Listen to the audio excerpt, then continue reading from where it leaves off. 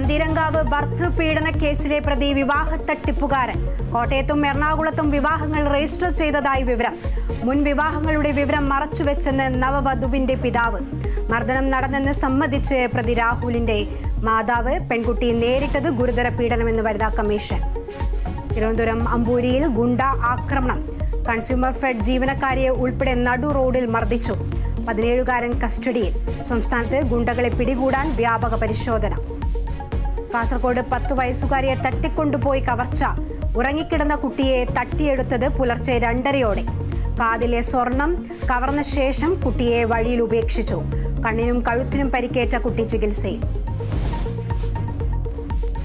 കാസർഗോഡ് കാറടുക്ക സഹകരണ സൊസൈറ്റിയിലെ ക്രമക്കേടിൽ ജീവനക്കാരെ ഇന്ന് ചോദ്യം ചെയ്യും. CCTV ദൃശ്യങ്ങളും പരിശോധിക്കും.